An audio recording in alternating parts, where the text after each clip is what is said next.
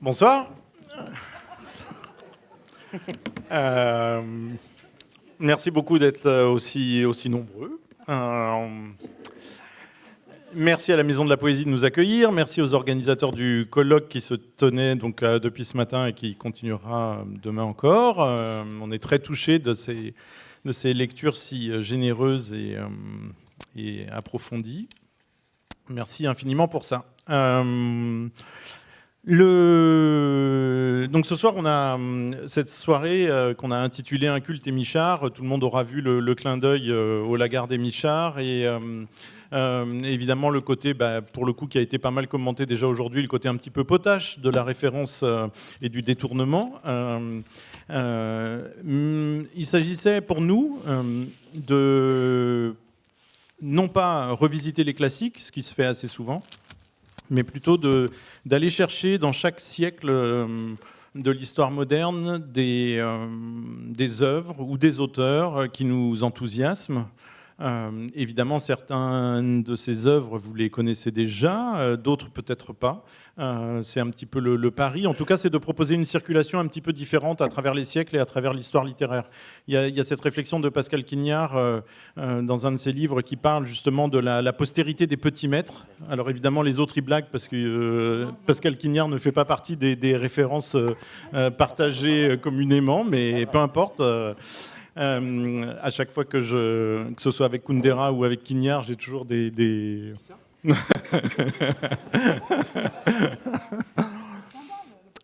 Oui, il y a aussi Stendhal en problème. Ouais. Mais je veux bien céder sur les deux autres, pas sur Stendhal. On va essayer d'éviter les private jokes. Juste dire que cette histoire de revisiter l'histoire littéraire, évidemment, elle prend une toute petite, et on voulait commencer par ça, elle prend une petite coloration un peu particulière, puisqu'on va parler d'auteurs qui sont à la fois des classiques et en même temps qui ont une postérité compliquée, étrange, inattendue. Aujourd'hui est décédé Pierre Guyota. Qui a sans doute un peu aussi, peut-être, qui aura sans doute un peu cette postérité-là, c'est-à-dire à la fois d'être un classique, ce que les 10 dernières années ont beaucoup validé, et en même temps aussi peut-être de rester sulfureux très longtemps. Et donc, de ces classiques sur le sort desquels tout le monde est d'accord, mais que personne n'ose dire en public.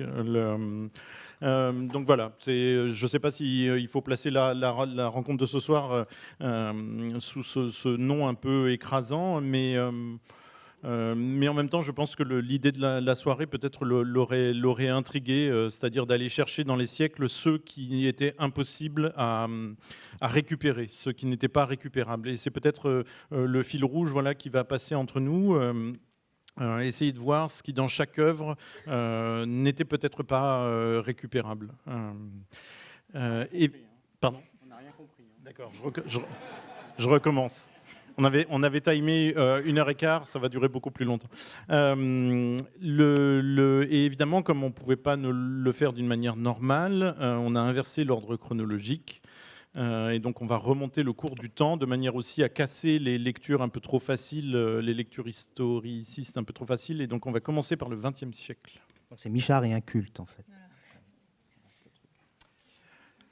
Et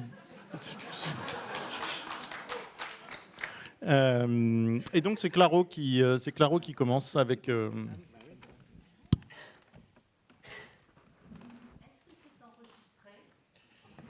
Eh bien, madame qui venait de Corse, non, je n'en sais rien. C'est enregistré, si.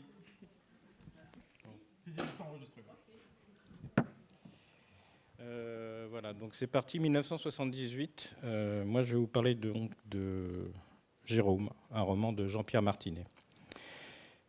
Jean-Pierre Martinet a eu une vie de merde. Mais bon, il n'est pas le seul. Loin de là.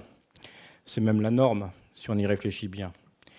Statistiquement, vu le monde dans lequel on vit, les chances d'avoir une vie de merde sont littéralement écrasantes. C'est indéniable. C'est un fait. Et dire le contraire serait aussi con que de récuser le terme de violence policière en ce moment. Jean-Pierre Martinet a perdu son père alors qu'il était encore jeune. Mais bon, là encore, il n'est pas le seul. Et puis, il faut bien que les pères meurent un jour. Il faudrait aussi que les violences policières cessent, mais c'est un autre problème. Ou pas. La mère de Jean-Pierre, appelons-la Madame Martinet, s'est donc retrouvée veuve. Mais bon, on n'est pas la seule dans ce cas-là. Les hommes vivent moins longtemps que les femmes, c'est connu. Mais si on se demande pourquoi, peut-être parce qu'au dernier moment, ils se disent, les hommes, que ça suffit comme ça, qu'ils ont assez pourri la vie des femmes, qu'elles ont droit de respirer un peu. On aimerait parfois que les violences policières prennent modèle sur les pères qui meurent jeunes, mais c'est peut-être trop leur demander. 2 des frères de Martinet étaient des arriérés mentaux. Non, en principe, on ne rit pas. Mais bon, il ne devait pas être le seul dans ce cas-là. L'arriération mentale est quelque chose de très courant. Elle existe sous de nombreuses formes. Il suffit de descendre dans la rue en ce moment et de se retrouver face à face avec les CRS pour s'en rendre compte. Madame Martinet, en plus d'être veuve, était complètement barge. Mais les mères barges, ça court les rues. Ça n'a rien d'exceptionnel. Ce n'est pas parce qu'elles sont veuves qu'elles n'ont pas le droit d'être barges. D'ailleurs, tant qu'à être veuve, autant être barge. La mère de Martinet était barge. Elle déboulait dans les bistrots de Libourne, armée d'un pistolet en bois, et elle criait « Haut les mains !» Puis elle sifflait quelques verres. Elle ne devait pas être la seule. On ne va pas en faire tout un fromage. Et puis un pistolet en bois, c'est quand même moins dangereux qu'un LBD. Martinet, lui, n'était pas barge. Du moins, pas autant que sa mère. Il ne brandissait pas de pistolet en bois dans les cafés de Libourne. Il ne tapait pas les gens à terre. Il n'éborgnait personne pour le compte de la République. En revanche, il était persuadé que des oiseaux avec des becs d'acier allaient lui tomber dessus. Mais bon, il ne devait pas être le seul. Martinet a essayé de gagner sa vie comme il a pu. Parce que même une vie de merde, il faut bien la gagner. Alors il a acheté un kiosque à journaux. Quelle drôle d'idée.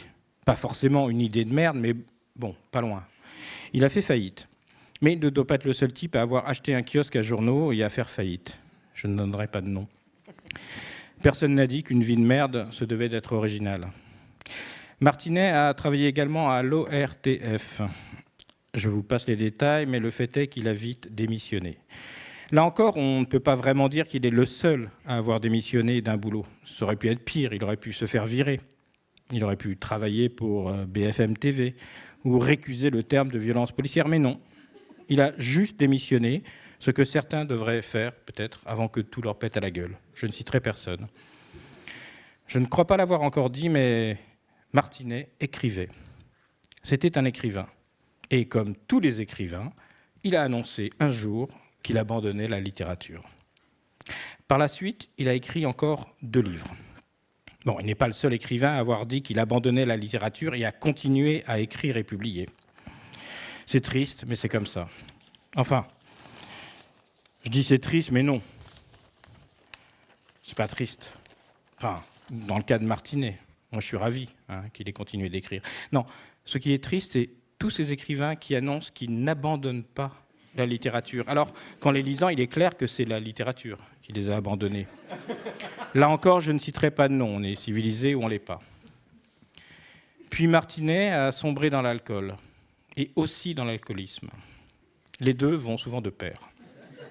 J'ai dit sombrer parce que c'est comme ça qu'on dit. On pourrait dire il s'est hissé dans l'alcool, ou encore il s'est élevé dans l'alcoolisme. Mais en fait, ça ne serait pas très crédible, alors on préfère dire il a sombré. Bien sûr, il n'est ni le premier ni le dernier écrivain à sombrer, que ce soit dans l'alcool, la nostalgie ou la gloire. Vous en doutez bien. Tant qu'à avoir une vie de merde, autant faire les choses dans les clous. Et tant qu'à sombrer, autant le faire corps et âme. Ça tombe bien parce que Martinet est mort d'une embolie cérébrale. Mais bon, c'est pas très original. Et des dizaines de milliers d'autres gens sont morts, meurent ou mourront d'embolie cérébrale. Martinet est mort seul, mais comme des centaines de milliers d'autres gens qui, bien qu'étant des centaines de milliers, sont morts seuls. Martinet est mort pauvre, mais comme des milliards d'autres gens qui pourtant n'ont jamais entendu parler de la théorie du ruissellement. Bref, Martinet a coché à peu près toutes les cases du formulaire « vie de merde ». En un sens, on peut dire que Martinet a vécu une vie de merde exemplaire. Mais bien sûr, il est loin d'être le seul dans ce cas-là. Parce qu'il est assez courant de perdre son père jeune, d'avoir une mère folle, de faire faillite, d'être poursuivi par des oiseaux au bec d'acier, de se payer une embolie, etc. En revanche, Martinet a écrit Jérôme. Et là, pour une fois, on peut dire qu'il est le seul à avoir écrit Jérôme. L'unique personne sur cette terre pourrie à avoir écrit ce roman extraordinaire. Parce que Jérôme n'est pas un livre de merde, même si son auteur a eu une vie de merde. Jérôme est ce qu'on appelle un soleil noir. Pas la peine de vous faire un dessin. Vous savez ce qu'est le soleil et vous savez ce qu'est le noir absolu. Aussi, en attendant de toucher notre retraite de merde, je vais vous parler un petit peu de ce livre, Jérôme.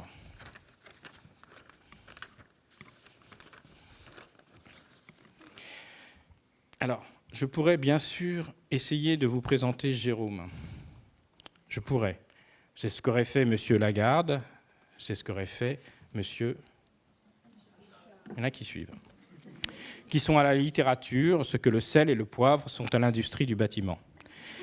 Mais à quoi bon secouer des momies alors que nous avons sous la main de bien plus fringants saltimbanques, capables de nous vanter certains livres comme si c'était des paquets de lessive dont eux-mêmes ne se serviront jamais en dépit de la douteuse blancheur de leur chemise morale. Et là, je me dis soudain que plutôt que de jouer à Touche Lagarde ou à Tripote Michard, le plus simple serait de présenter Jérôme à la manière d'un PEL, présentateur d'émissions littéraires. Oui, je n'aurais somme doute qu'à brandir le livre et à marteler d'une voix sérieuse, mais enjôleuse, sur un ton à la fois convaincant et gourmand, en fixant la caméra comme si c'était le tambour de la machine à laver où je vois tourner le linge sale de ma captive audience.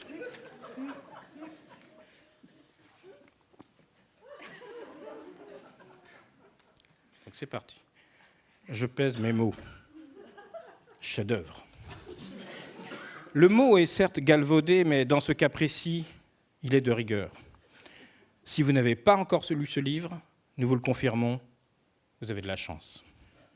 C'est un ouvrage sulfureux, comme on en rencontre peu en littérature, et nous gageons que vous n'en sortirez pas. Merci. Ah, bien sûr, il n'est pas d'une lecture toujours. C'est bien. Mais quelle puissance et quelle écriture aussi. Une écriture qui dénote un sens du style assez extraordinaire.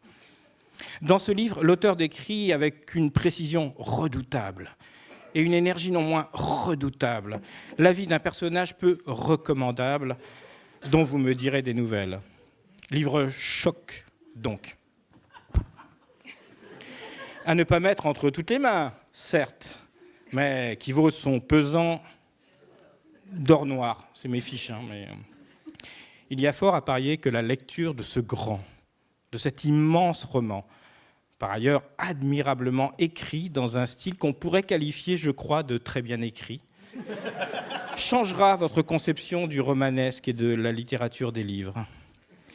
L'auteur, hélas, nous a quittés il y a 27 ans, mais c'est avec plaisir que nous l'aurions invité sur ce plateau, s'il était encore vivant, ce qui apparemment n'est pas le cas, si j'en crois la fiche qu'on m'a rédigée. Oui, je pourrais vous le présenter de cette manière et après, je vous ferai découvrir des auteurs méconnus qui figurent néanmoins sur la liste des best-sellers. Mais c'est une autre histoire, donc laissons plutôt parler Martinet.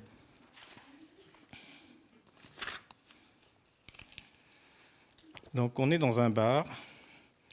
Le dénommé Jérôme a eu le temps de tuer un certain monsieur Cloret et presque de tuer sa mère. Enfin, elle est morte en tout cas.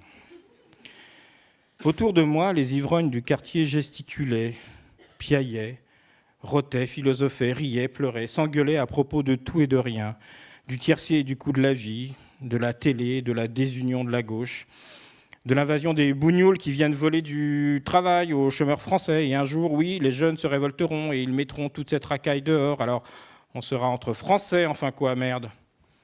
Trop de Noirs dans les rues, trop d'Arabes dans les cafés, alors qu'en France, les braves gens avaient déjà bien du mal à vivre. C'est vrai, quoi.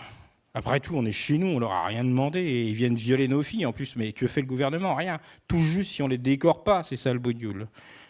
D'ailleurs, Saint-Étienne devrait changer d'entraîneur. Il y a longtemps que je le dis. Ça finira mal tout ça, vous verrez. Hier, j'ai baisé une fille avec un cul splendide. Ouais, vous verrez, un jour, on aura un nègre à l'Élysée et on sera obligé de se prosterner. Genre Amin Dada. À force d'être faible, c'est ce qui arrivera. Moi, je dis qu'un homme. Remarquez, les derniers sondages, 52-50, rien à dire. Oh, je suis socialiste, monsieur, moi. Un vieux socialiste. J'ai fait 36. J'ai vu Léon Blum. Mais les communistes, non. J'ai pas confiance. Et vous y pensez pas. Ah, moi, j'ai déjà couché avec une noire. Elles sentent différemment. Elles sont très sensuelles. Le football moderne, vous n'y pensez pas. Maintenant, tout va éclater, je le sens bien. La planète tourne trop vite dans l'espace. On est tous un peu des orphelins. Pas vrai, jeune homme? C'est pourquoi qu'on vient ici, non?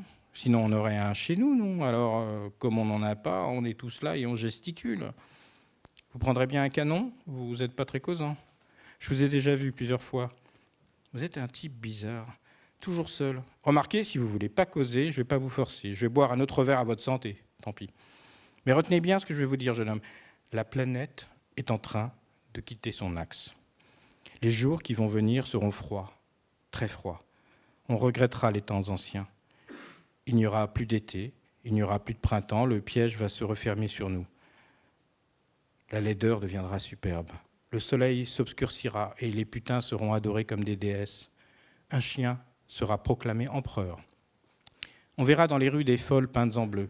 En vérité, je vous le dis, jeune homme, les ténèbres viennent vers nous et vous ne pouvez même pas imaginer l'horreur des jours futurs. J'ai toujours détesté les prophètes de bistrot. Je m'en suis écarté et j'ai commandé un deuxième verre d'aninette. Je sentais avec satisfaction que mon estomac commençait à se révolter. Encore un verre et je toucherai au but. Je l'ai vidé d'un trait et le vomi a jailli avec une force qui m'a étonné moi-même. Cela dépassait mes espérances. Il y en avait sur le comptoir, sur les voisins, même le garçon avait été touché. Une véritable inondation. J'étais le seul à n'avoir pas été atteint, une sorte de petit miracle. Et pendant que je vomissais, toutes les conversations, tous les délires du bistrot me parvenaient avec une netteté extraordinaire, un peu comme ces conciliabules suspects que l'on surprend au petit matin, dans un demi-sommeil, alors que l'on est encore frileusement recroquevillé sous les draps. Football moderne, mobilité de l'attaque, mobilité de la défense, échange. La fin de la suprématie allemande? Peut-être. Mais le Bayern, tout de même. Maintenant, c'était le règne de la médiocrité. Les lumières s'éteignaient une à une, le stade se vidait, des bouteilles vides sur le terrain, mais ça ne fait pas un spectacle, même en nocturne, même quand on vient de loin. Il fallait apprendre à ne pas devenir amer. Herbin aurait mieux fait de laisser la place. Un chien sera nommé empereur. Il prendra des décisions aberrantes. Tous ceux qui ne sont pas des chiens seront déportés en masse et exécutés. Car un chien tient mieux au sol, avec ses quatre pattes. Mais l'homme est si fragile, un souffle de vent le jette par terre. Il gémit et personne ne l'écoute. Les bœufs mangent de la verdure dans les champs paisibles, mais l'homme claque du bec comme un canard devenu fou. Un horrible crochet perce sa mâchoire et une corde lie sa langue. Les folles s'échapperont des asiles et défileront avec les mêmes gestes. Un grand ouragan se lèvera des confins de la terre. Effroi de toutes parts, ce sera ainsi. Le sexe des hommes tombera en poussière et les femmes n'abriteront plus la vie. En guise de pain, les hommes se nourriront de douleur. Ils espéreront la lumière, mais elle ne reviendra jamais. Le Bayern de Munich ne reprendra plus jamais la tête du football européen. Qu'on le veuille ou non. Il rôdera sur la terre et il y circulera, mais il ne retrouvera jamais sa place. Il sera souillé par les ténèbres et par les ombres. Les sauterelles arriveront et les hannetons qui mangeront de l'herbe des stades. On allumera en vain les projecteurs, il n'y aura plus personne, sauf un, dont le visage sera rougi par les pleurs, là-bas, sous les rameaux qui ne reverdiront plus. Ce que je souhaitais confusément a enfin fini par se réaliser. Le garçon a bondi par-dessus son comptoir avec la souplesse insolente des héros de western. Il m'a empoigné par mon col de chemise. Je n'avais pas la moindre envie de me défendre. Il était bien plus délicieux de passer pour un lâche. Les trognes écarlates qui, il y a quelques secondes, ignoraient mon existence, s'étaient toutes tournées vers moi avec un ensemble touchant. On me dévisageait haineusement. Tous ces braves gens n'auraient sans doute éprouvé aucune gêne à me casser la gueule, mais ma corpulence devait les impressionner. Ils se contentaient de brailler en me traitant de tous les noms. Enculé, poivreau, salopard, gros tas de merde, trou à bite. Ils me menaçaient de me faire payer le nettoyage de leurs vêtements et, si je refusais, d'aller chercher la police. Le garçon m'a traîné jusqu'à la porte et m'a jeté sans ménagement dans la rue, après m'avoir botté les fesses. Comme ils voyaient que je ne me défendais pas, plusieurs clients m'ont à leur tour caressé délicieusement l'arrière-train du bout de leurs chaussures. Je les ai remerciés, à voix basse, humblement. Grâce à eux, j'accédais à un autre monde. J'ai joui avec une telle violence que j'ai eu peur que la rue ne soit inondée. Heureusement, l'étoffe de mon pantalon était solide. Mais le flot de foutre se brisait contre la digue. J'ai entendu une voix rauque me traiter de lopette et la porte du café s'est refermée bruyamment derrière moi. J'allais obscur sous la nuit, gluant entre les cuisses, l'arvère. Cette fois, j'étais complètement seul. Les virtuoses du godillot ne s'intéressaient plus du tout à moi. Je retombais dans l'anonymat absolu. D'ailleurs, cela valait peut-être mieux pour moi en ce moment, vu les découvertes un peu gênantes que la police aurait pu faire de mon petit meublé. La nuit était de plus en plus épaisse. Elle pesait de tout son poids sur mes épaules. Elle transformait en lame de couteau la lumière des réverbères. Elle se coulait à l'intérieur des arbres et en faisait des cercueils de plomb. Et moi, le plus lourd de tous, elle m'attirait vers le fond, elle m'entraînait vers les sables, elle me serrait tendrement dans ses bras de poulpe, elle me broyait insidieusement. Mes os craquaient dans le silence des profondeurs vertes, et pourtant je n'étais pas encore complètement heureux. Il me fallait m'enfoncer un peu plus, comme s'il y avait eu, plus bas, encore plus bas, d'autres trésors, d'autres galions, et peut-être, comment savoir, Polina Semilionova. Le royaume des fées, pour le moment, ça aurait été une autre humiliation. Je n'étais pas rassasié. Il me fallait encore descendre quelques marches. L'avilissement n'est jamais total. C'est pourquoi sa recherche est si douloureuse comme celle de Dieu. J'avais faim, moi, de mon propre néant, ma seule éternité.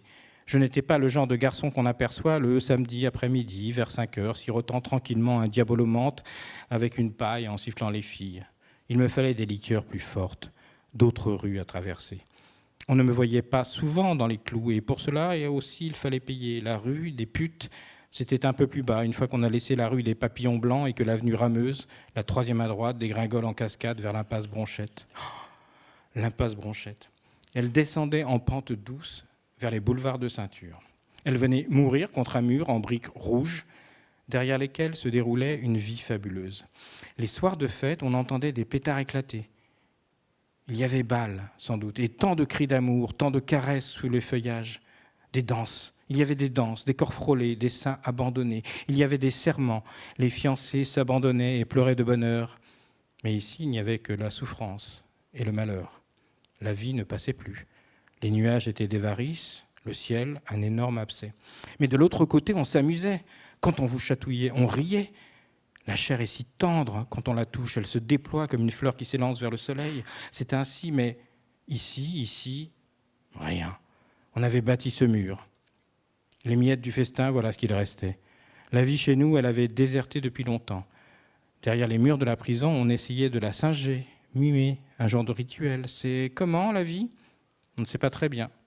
Les murs montent si haut, il faut imaginer. Mais derrière, c'était la fête, entrée ouverte à tous. Niniche, barbes à papa, auto-tamponneuses, on imagine, oui. Tendresse sur les corps, joie dans le ciel. Les alcools paraissent un peu fades à ceux qui s'aiment. Pommes dans des sucreries rouges, nougat, réglisse, boissons tièdes. Pourtant, ici, les lueurs, on les apercevait de très loin. Même le jour du 14 juillet. On collait l'oreille contre le mur, mais non. Tout était déjà fini. Ils avaient tous plié bagages de l'autre côté. La fête avait lieu ailleurs maintenant. Ici, c'était toujours le pays des morts. Et s'il arrivait à l'un de nous d'entendre un rire, il savait bien que ce n'était qu'une lamentable parodie. Merci.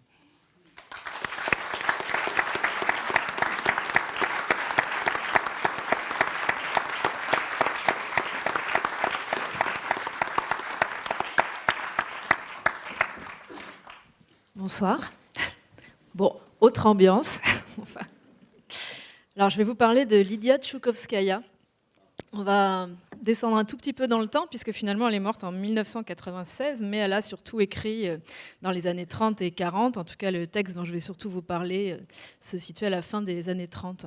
Mais avant ça, j'avais envie de raconter une anecdote de l'enfance de Lydia Tchoukovskaya, qui me semble dire beaucoup de choses sur sa vie, finalement. En fait, quand elle était toute petite, ou en tout cas très jeune, quand elle avait 13 ans, elle est allée avec son père rencontrer Anna Akhmatova, qui était son idole, qui était cette grande poétesse de l'époque, dont elle connaissait tous les poèmes par cœur, dont elle avait des portraits, dont elle collectionnait les portraits. Et donc elle arrive dans un salon cossu de l'époque où il y a un certain nombre d'intellectuels qui sont présents. Elle est très intimidée. Elle se fait dédicacer un poème par Anna Akhmatova, un poème qui s'appelle « Tout au bord de la mer ».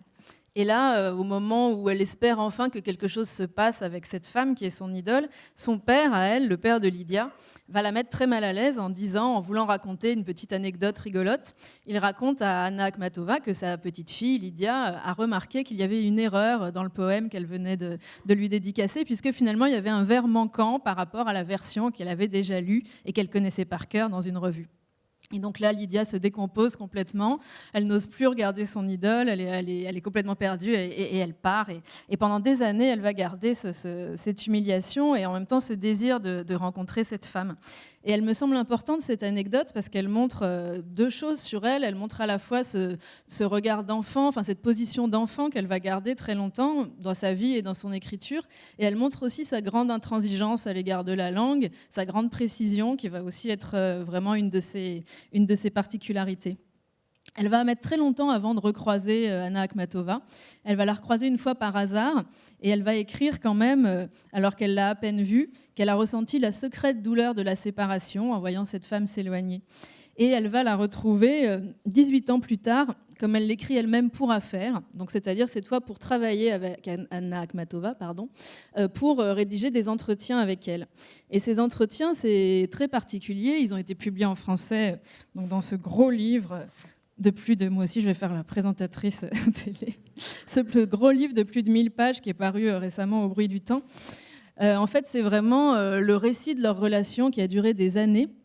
Donc de cette relation déjà très asymétrique dès le départ, avec cette femme beaucoup plus jeune, qui est en admiration pour cette poétesse beaucoup plus âgée, beaucoup plus célèbre. Et ça va aussi être un livre très particulier, parce qu'il raconte pas seulement... c'est pas des entretiens classiques du tout dans la forme, c'est un livre très composite où finalement elle raconte, c'est le récit de leur relation. Donc il y a beaucoup de passages qui sont presque du roman. Il y a des dialogues qui vont être presque comme des dialogues de théâtre.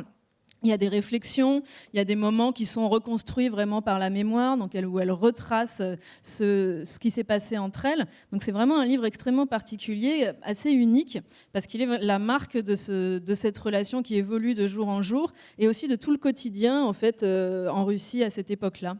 Et en fait, elle arrive déjà dans un appartement qui n'a plus rien à voir avec la superbe d'Akhmatova qu'elle avait entrevue dans son enfance, puisqu'on est dans les années 30, à la fin des années 30.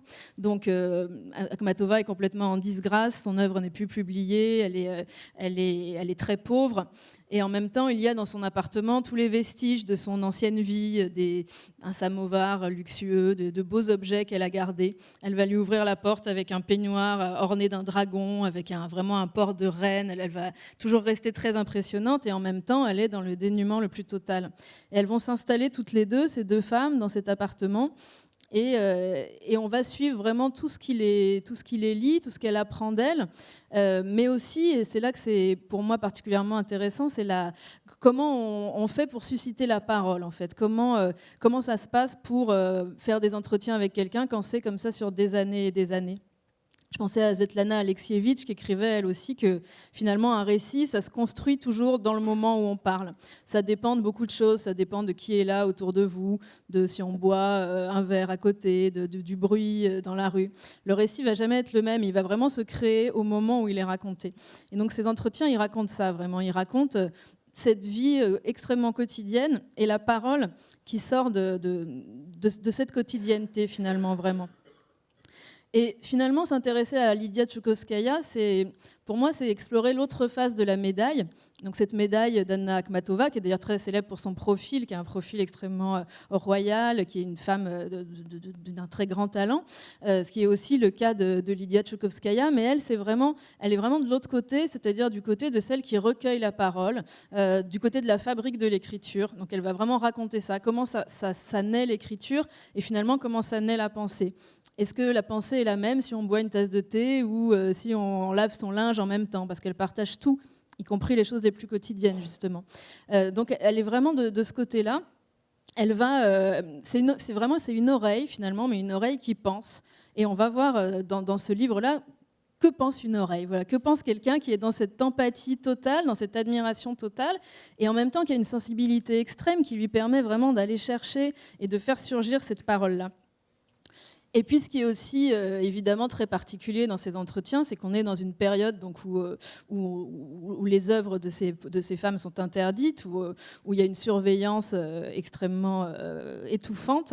Et donc, dans cet appartement, finalement, la plupart des choses, l'essentiel pour elles ne peut pas être dit. C'est-à-dire, on n'a pas le droit, on peut être écouté, tout peut sortir. Donc, même au sein de l'appartement, elles ne parlent jamais de l'essentiel. Et l'essentiel, en l'occurrence, c'est les disparus, puisqu'elles partagent toutes les deux le fait d'avoir perdu des proches dans les purges des années 30, et de même d'être en train de les perdre, puisque le fils d'Anna Akhmatova va être déporté. Il survivra, lui, mais va être déporté l'année finalement où elles se rencontrent. Donc elles sont toutes les deux dans cette angoisse, dans cette recherche permanente des disparus, et en même temps, elles ne peuvent jamais en parler. Et donc elles passent toujours par des périphrases, et Lydia Tchoukovskaya va revenir aussi après sur les premiers entretiens. Elle va ajouter des notes postérieures où elle raconte des choses qu'on n'a pas pu comprendre la première fois. Mais on a vraiment ce récit en creux d'une vie où l'essentiel ne peut jamais vraiment être raconté. Et elle va dire aussi cette chose très étonnante, que quand vraiment Anna Akhmatova voulait lui faire passer un message interdit, elle l'écrivait sur un petit bout de papier qu'elle lui montrait, elle craquait une allumette, elle faisait brûler les mots devant elle. Et finalement, je trouve que c'est assez lié, on va le voir par la suite, à sa façon aussi d'envisager le roman. C'est que finalement, il faut des années, il faut du temps, il faut de l'intimité pour créer les conditions de la parole, pour que les mots puissent sortir.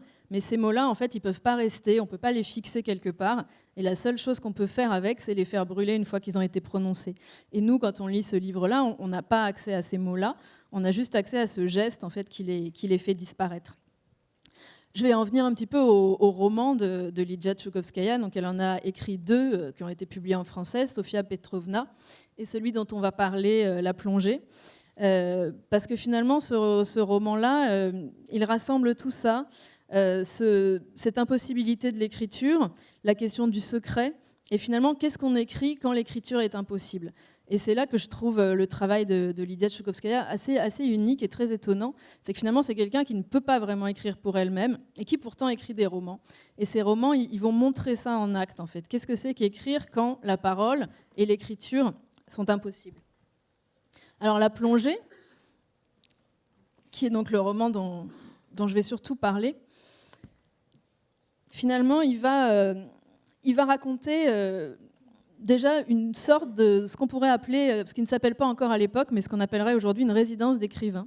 C'est-à-dire que ça raconte l'histoire de la narratrice, donc qui est un avatar assez proche de Lydia elle-même, qui va partir en résidence dans un lieu tout à fait reculé, tout à fait coupé du monde, dans une datcha finlandaise, donc dans un paysage très blanc, très ouaté, où se croisent comme ça quelques personnages avec lesquels au début elle va très peu communiquer, parce qu'elle, ce qu'elle veut faire, c'est justement écrire un roman. Écrire un roman qui est ce roman finalement qu'on a dans les mains, entre les mains, et un roman qui est impossible parce qu'elle veut écrire sur la disparition de son mari et elle ne sait pas de quoi son mari est mort. Il a disparu, elle apprendra bien plus tard qu'il a été fusillé, mais sur le moment elle ne sait pas de quoi il est mort, et donc elle passe son temps à tourner en fait autour de cette impossibilité, de cette chose qu'elle ne sait pas, de faire des versions différentes, de raconter les rêves où elle essaye d'imaginer ce qui a pu lui arriver. Et en même temps, le roman ne peut pas avancer puisque ce cœur du roman-là, il est inconnu, il n'existe pas. Et la plongée du titre, c'est le moment de l'écriture, en fait. Et justement, comme elle est vraiment du côté de la fabrique, du côté de comment ça se passe l'écriture, comment ça sort d'un corps, en fait, comment ça sort d'une vie quotidienne, mais aussi d'une personne, des sensations. La plongée, ça va être la description de ce moment où on écrit.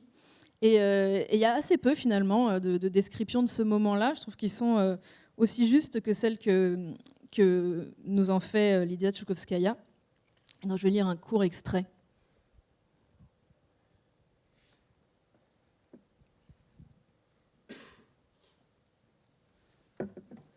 La première plongée a eu lieu aujourd'hui. Ce fut seulement une tentative de courte durée. Je ne faisais encore qu'essayer et me persuader de ne pas avoir peur. Je voyais encore la chambre, je regardais encore ma montre de temps en temps. Le claquement d'une porte en bas me faisait encore tressaillir. L'impénétrable masse d'eau qui protégerait mon âme de toute invasion ne s'était pas encore refermée au-dessus de ma tête, ne s'était pas encore interposée entre le monde et moi. Mais j'étais sûre maintenant qu'elle se refermerait. N'était-il pas étrange que cette plongée au fond, en compagnie de Leningrad, de Katyusha, de la Neva nocturne, que cette musique secrète audible pour moi seule, surgit d'une rencontre entre ma mémoire et le silence, puisse prendre corps plus tard et recevoir le nom si ordinaire, si courant, si accessible à tous de livre. Un livre. Il serait posé sur une étagère avec d'autres, on le prendrait en main, on le feuilletterait, on le remettrait en place, on en essuierait la poussière qui couvrirait le silence de cette heure et de ce lieu, silence à travers lequel me revenait la voix d'Alyosha et les pleurs de Katia, encore bébé. Ce livre était moi, mon cœur qui défaillait, mes souvenirs que personne ne pouvait voir, de même qu'on ne peut voir par exemple une migraine ou un point douloureux dans mon œil. Mais il deviendrait du papier, une reliure, une nouveauté dans les librairies.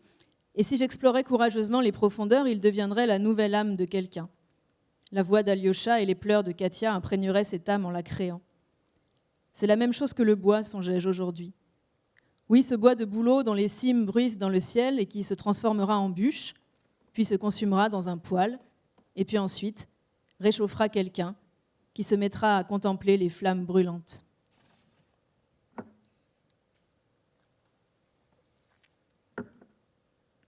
Donc on retrouve finalement cette image du mot qui brûle, du livre qui brûle et du livre qui finalement n'est rien d'autre que ça, que cette sensation-là qui va devenir papier, qui va devenir livre et qui va retourner au feu. Et c'est aussi ce que raconte finalement ce livre, c'est le côté éphémère et inflammable et impossible de l'écriture, le fait que ce qui compte finalement, c'est peut-être plus les moments qui ont eu lieu, les sensations qu'elle a eues et qu'elle va toujours échouer plus ou moins à retranscrire. Et ce livre, c'est aussi ça, c'est aussi le récit de l'échec d'écrire le livre qu'on a entre les mains. Elle va faire finalement autre chose de ce livre-là, elle va renoncer quelque part à plonger uniquement en elle-même, et elle va finir par se tourner vers les autres personnes qui sont là autour d'elle, et notamment d'abord vers un poète yiddish qui essaye de raconter la mort de son fils, et qu'elle va aider à traduire. Et là, on retrouve cette espèce de rôle qu'elle a finalement, qui est c'est presque une traductrice de sa propre langue, c'est presque quelqu'un qui va essayer de traduire ce qu'on ne peut pas dire et en même temps toujours en partie y échouer.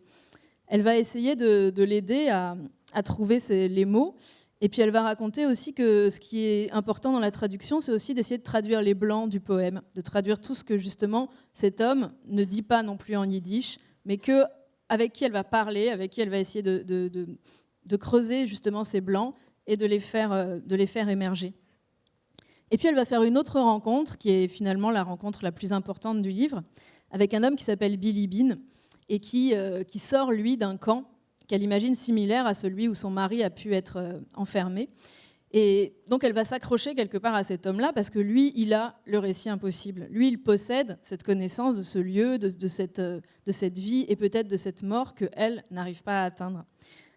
Et elle va recueillir son récit, à lui aussi, comme elle a recueilli le récit d'Anna Akhmatova. Et elle va écrire « Ce n'était pas un récit cohérent, mais comme des taches qui erraient dans sa mémoire, perçaient à la surface et faisaient aussitôt une entaille dans ma propre mémoire. » Et là, on voit vraiment la manière dont elle procède, par capillarité, en fait, par extrême empathie, par le fait que ces bulles, ces taches, ces blancs, finalement, ils vont passer à travers elle. Et est-ce qu'ils vont être dans le livre ? Pas toujours. Mais on sent cette recherche, on sent qu'ils passent presque entre les lignes du livre et qu'ils nous parviennent de la même manière par cette capillarité, par cette empathie. Et finalement, ce Billy Bean, il va faire lui-même le récit de sa déportation. Il va lui faire lire. Et en fait, ils vont rompre à ce moment-là. Elle ne va plus pouvoir avoir de relation avec lui parce qu'elle va se rendre compte que pour dépasser la censure, pour contourner la censure, finalement, il romance son histoire, il maquille son histoire, il invente. Il ne raconte pas encore une fois. Lui-même ne peut pas raconter ce récit impossible. Il n'y arrive pas, il échoue. Et elle reçoit ce récit romancé et elle ne peut plus avoir de contact avec cet homme à partir de là. Et finalement, on se rend compte que ce qu'elle raconte, c'est qu'il n'y a que la parole dans ce contexte-là, en tout cas très particulier, évidemment, d'un moment où à la fois on n'a pas le droit de parler, justement, et où on ne sait rien, c'est-à-dire où tout est caché et où l'essentiel nous manque et on n'a aucun moyen de savoir comment y accéder. Il n'y a que la parole qui peut peut-être faire surgir quelque chose. Il n'y a que la parole qui est partagée dans le paysage blanc de ces forêts finlandaises, qui permet que quelque chose émerge, mais c'est toujours quelque chose d'éphémère, d'aussi fugace que les petits bouts de papier d'Anna Akhmatova. C'est quelque chose qu'on ne peut pas vraiment figer dans un livre, mais qui pourtant sort du livre. Elle parvient à nous le communiquer au-delà des mots. Et finalement, ce livre, je trouve qu'il dit beaucoup mieux que beaucoup d'autres ce qu'ont pu être ses manques, ses amputations, ses pertes, pour ceux qui les ont vécues. Il le dit mieux parce qu'il avoue échouer à les dire. Il fait plus que dire, du coup, il montre que c'est impossible. Et c'est en montrant ça qu'il nous fait aussi toucher du doigt la profondeur de ce qu'il échoue, pourtant finalement à raconter. C'est en ça pour moi que c'est une autrice extrêmement singulière, qui a peu écrit finalement, et dont l'écriture vient dire et vient montrer, plus que dire, justement, elle ne dit pas, mais elle montre cette impossibilité. Voilà.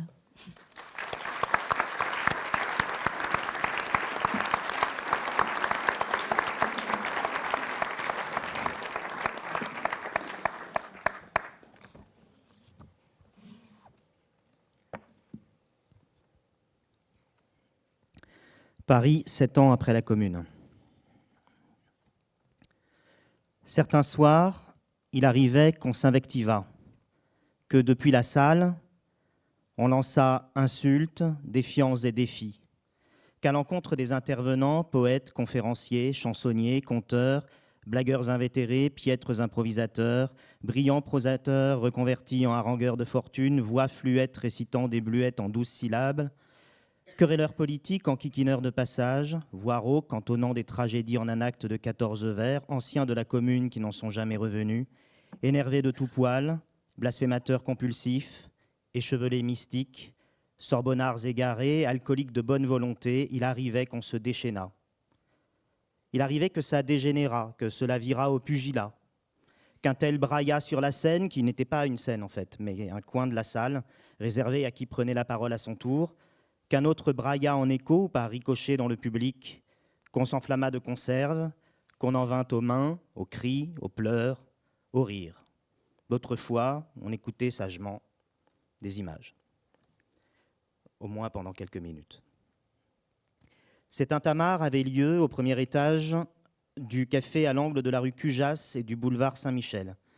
Aujourd'hui, c'est une agence Paribas. Dans cet endroit, très quartier latin de l'époque, une petite bande d'amis s'était d'abord réunie pour causer de tout et de rien, c'est-à-dire de littérature, on appelle ça comme ça. Ils étaient 5 ou 6, ils convinrent de convier quelques-uns de leurs camarades à des petites séances de mise en commun de leur production et de discussions informelles. La semaine suivante, ils étaient 75. Quelque temps après, ils étaient 300. Entassés dans les salles au plafond bas de ce premier étage, jusqu'à déborder dans les escaliers et envahir le trottoir, ainsi que le raconte avec une ironique fierté mal dissimulée le président désigné de ces séances, Émile Goudot, dans 10 ans de bohème, le réjouissant récit de ses aventures littéraires dans le Paris des années 1870-1880. Goudot était mal nommé, ça arrive.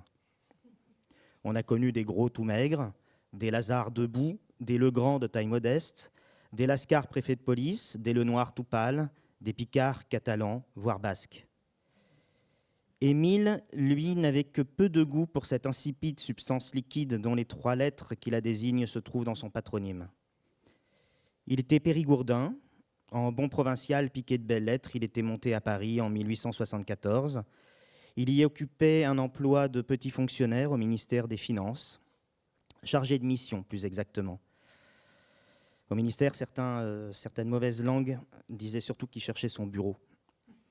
Il faisait des vers. Il avait un œil qui disait merde à l'autre.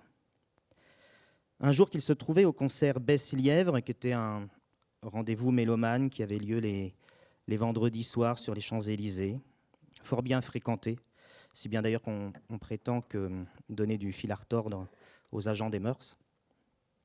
Goudot avait entendu une petite valse composée par l'illustre Gungel, que vous connaissez tous, intitulée « Die Hydropaten ». Cet air lui plut tant qu'il en devint toqué, et il paraît qu'il demandait à tout le monde, à tous les gens qu'il croisait au cours des turpitudes de sa vie noctambule, ce que ce titre voulait dire. L'hydropathe devint même son surnom. C'est tout naturellement que lorsqu'il fonda une société littéraire, le 11 octobre 1878, il l'appela les Hydropathes. Hydropathe soit, selon une étymologie à peine fantaisiste, ce que l'eau rend malade. Il va de soi qu'il s'agit moins ici d'incriminer une boisson nocive que d'exalter les vertus d'autres boissons aux effets plus agréables, bénéfiques à l'humeur, favorables à l'humour, propices au bien-être en commun, le fameux vivre ensemble républicain. François Bayrou n'a rien inventé. Les Hydropathes formaient au début un inextricable fouillis de tendances diverses, contraires, supposées une bouillabaisse. C'est Goudot qui le dit. On le voit par rapport au programme onomastique du groupe, la métaphore de la bouillabaisse, même accompagnée d'un petit vin de Provence, manque un peu d'éthylisme. Ça sonne légèrement trop détox. Une autre image aurait probablement été possible, celle d'un de ces cocktails où l'on mélange un peu de tous les alcools forts en petites doses, genre Long Island Iced Tea. Ou alors, vous savez, ces moments où, pris d'une confiance insubmersible envers la vie, on se lance dans l'exploration méthodique à coups de petits shots de toutes les bouteilles qui se trouvent sur l'étagère du haut derrière le barman. Mais enfin, va pour la bouillabaisse.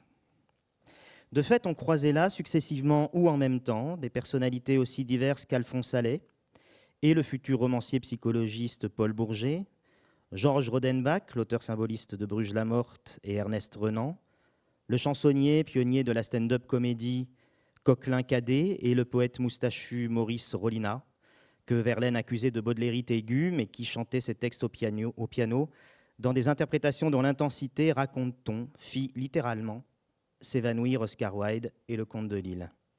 Il y avait Marie Krizinska, dont d'aucuns ont fait la vraie créatrice du vers libre, et puis le caricaturiste André Gide. Nina de Villars, la dame aux éventails de Manet, et son amant, Charles Cros, qui fut de tous les groupes et alla des utistes aux fumistes jusqu'au chat noir, en inventant au passage quelques babioles techniques, dont le paléophone, qui aurait pu rester célèbre si Edison ne lui avait pas damé le pion avec son propre phonographe.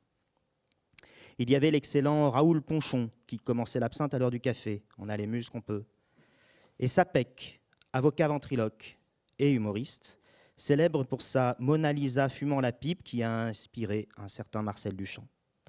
Gaston Moribaud, versificateur, épaulait Louis Jouvenel dans sa quête d'absolu. L'absolu, c'est le nom d'une eau de vie. Léon Bloy passait une tête, plus moustachue encore que celle de Rollina. Le fonctionnaire du ministère de l'Intérieur, quel siècle à ministère, Joris Carl Huysmans, patienté sur une banquette, la moustache plongée dans sa barbe. On voyait même Maupassant, quel siècle à moustache. Sarah Bernhardt fut hydropathe. On ne le sait pas assez, qui était née à quelques mètres de là. Il y avait surtout une pagaille de corps et de voix dont les matricules ne nous sont pas parvenus.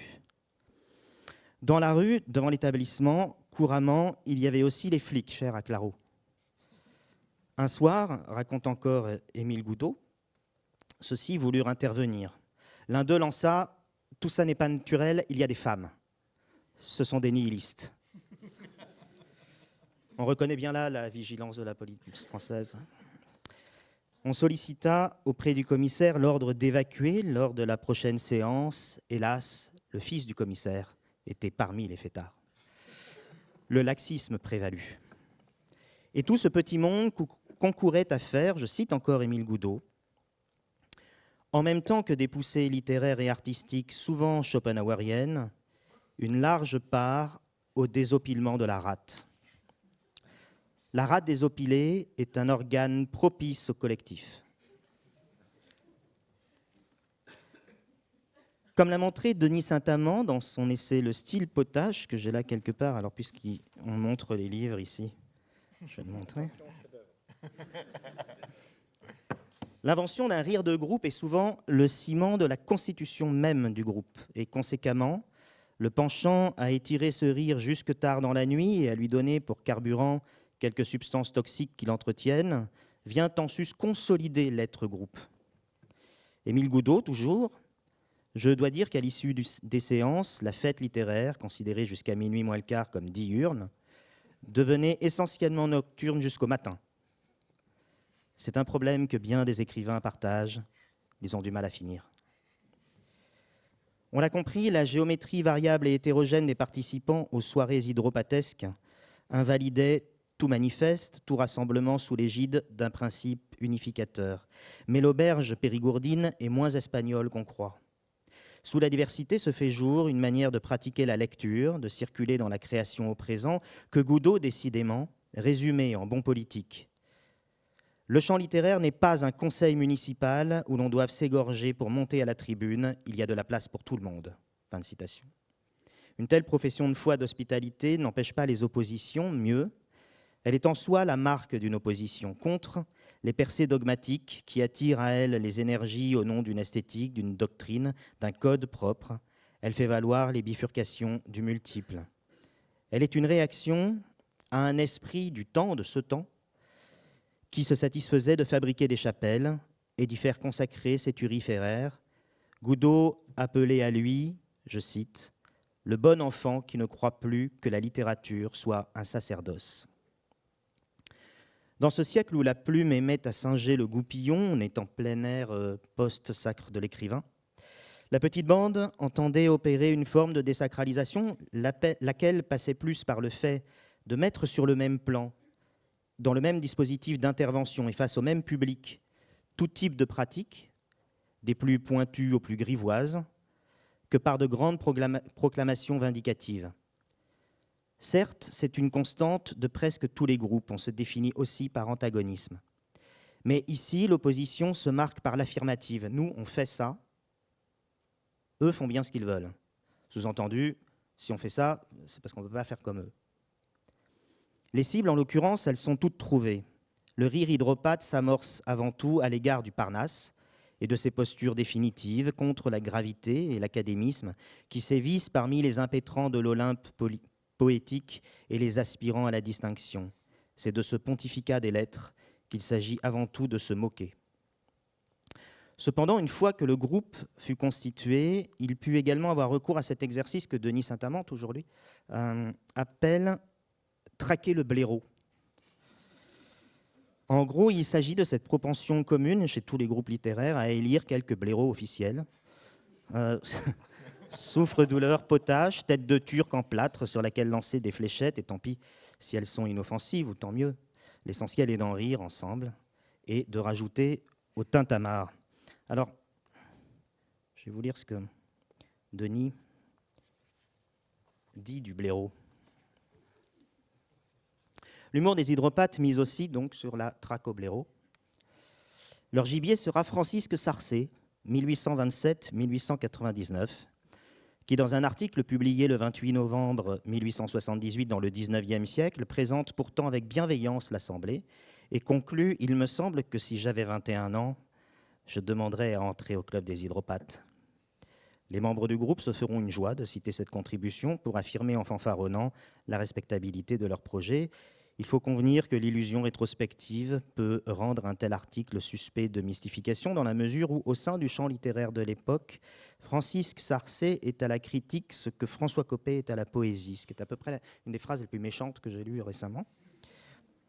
Un individu occupant une position prestigieuse mais déconsidérée par nombre de ses pairs qui s'amusent à le tourner en dérision. On sait comment Alphonse Allais, là de son gros bon sens et de ses tendances conservatrices, raillera souvent Sarcey, usant d'une signature apocryphe pour lui attribuer la paternité d'articles par dérision, d'où la saillie contenue dans une lettre publiée dans La Plume, à la suite d'un faux Sarcey qu'avait commis Casal.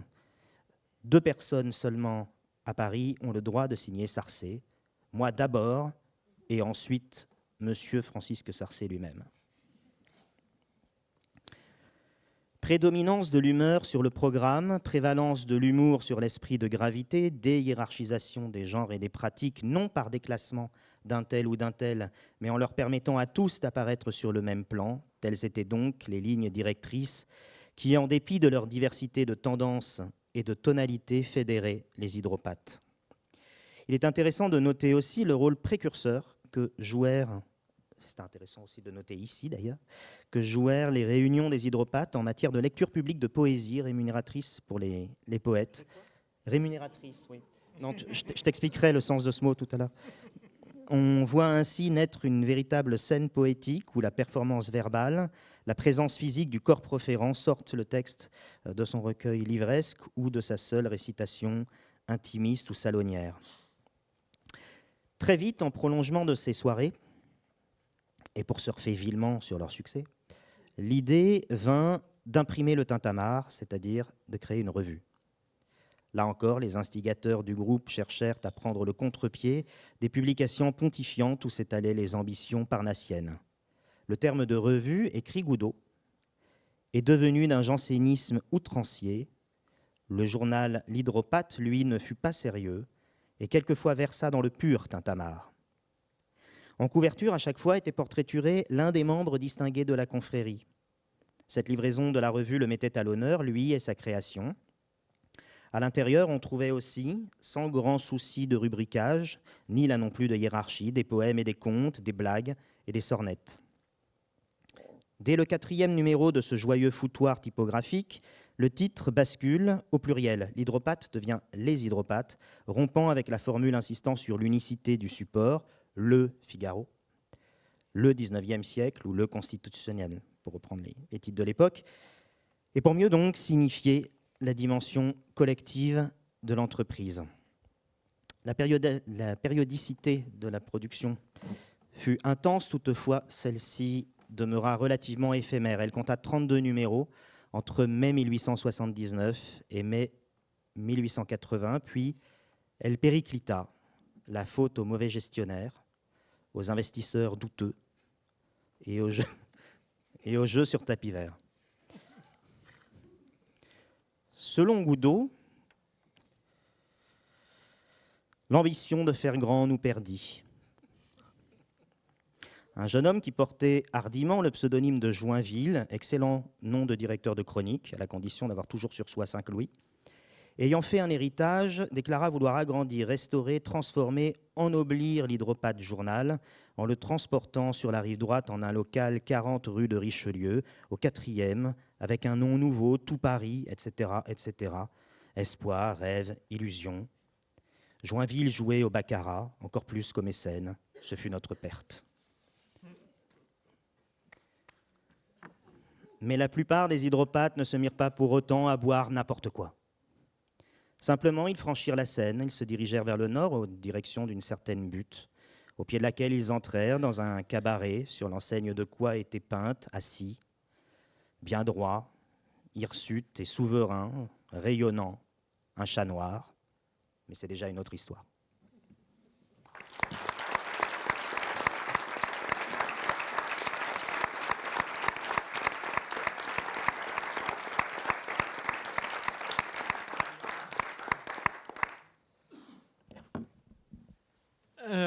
Vous l'aurez remarqué, Mathias Sénard n'est pas avec nous. Nous lui en voulons beaucoup. D'ailleurs, je tenais à dire, il n'y aura pas de remboursement par rapport aux 5 €. Voilà, c'est tout. Il avait prévu de parler de Casanova, c'est-à-dire de prendre à lui seul sur ses épaules le 18e. Mais donc on va passer par-dessus le 18e. Et je vais vous parler d'un auteur bien moins célèbre que Casanova, François Béroald de Verville. Ses dates, c'est 1556, et il meurt en 1626. 12 juin. 13, pardon. C'était un lundi, c'est ça ? Alors peut-être certains d'entre vous le connaissent, cet auteur qui n'est plus lu en fait que pour un seul livre, et c'est assez cocasse au sens, enfin là je sais que j'aurais pas dû dire ça, au sens où parce qu'ils vont me tacler immédiatement. Les gens qui ont lu, comment tu l'appelles ? Le moyen de parvenir. Levez la main. Scoop. Non, alors, non, pourquoi en fait, ce qui est assez amusant dans son cas, c'est que c'est un graphomane qui est l'auteur de quantité de traités, de livres, de romans, et il n'est passé à la postérité que pour un seul livre qui est le moyen de parvenir, alors qu'il ne l'a pas signé. C'est un livre qui a, pendant plusieurs siècles, été imprimé sans nom d'auteur. Donc voilà, il a un peu joué avec le feu, en fait. C'est un livre qui est absolument sidérant, qui a toujours, en fait, au fil des siècles, été imprimé. Nodier, par exemple, en parle beaucoup. Jarry en parle aussi. Et aujourd'hui encore, 2 éditions sont disponibles, l'une en folio et une autre chez un éditeur qui malheureusement n'existe plus, Passage du Nord-Ouest, qui l'a refait vivre à la fin au début là, du XXIe siècle. Beroald de Verville, c'est un personnage dans l'histoire qui est assez singulier en fait. Pourquoi ? Parce qu'il, à la fois, c'était vraiment un enfant de Rabelais, mais il intervient bien après Rabelais. Je redonne juste les dates de Rabelais, c'est 1483-1553. Donc en fait, quand Rabelais meurt, Beroald naît. Et ça n'est pas anodin parce qu'en fait c'est évidemment une époque extrêmement compliquée sur le plan des idées, des pratiques culturelles, sur le plan de la langue aussi. C'est une époque où les choses changent à toute vitesse, si bien que en se donnant la main autour de 1550, ils sont quand même à la fois, donc il y a une transmission et puis en même temps il y a une étrangeté très très forte entre les deux. Je vais essayer de décrire un tout petit peu cette étrangeté avant d'en dire plus sur le moyen de parvenir. Ça a toujours été dit sur Rabelais, c'est la queue de la comète du Moyen-Âge, c'est la queue de la comète du carnaval. Il écrit à une époque où ce qu'il écrit n'est pas encore si scandaleux qu'on veut bien le croire, nous, aujourd'hui, quand on le lit. C'est-à-dire que tout ce qui nous semble très ordurier, très, très obscène chez Rabelais, nous amuse énormément, fait son succès depuis longtemps, alors qu'en fait, à l'époque où les livres paraissent, ça n'est pas ce qui semble si fou. Les textes de Rabelais ne semblent pas si audacieux que ça. Beaucoup d'auteurs peuvent être dans cette tradition carnavalesque. Pourquoi ? Parce que en fait, la contre-réforme n'a pas encore complètement eu lieu, qui va imposer une sorte de sérieux, qui va imposer aussi certains sujets sacrés, qui va connecter ça à des enjeux politiques très très forts, très contrôlés par le pouvoir.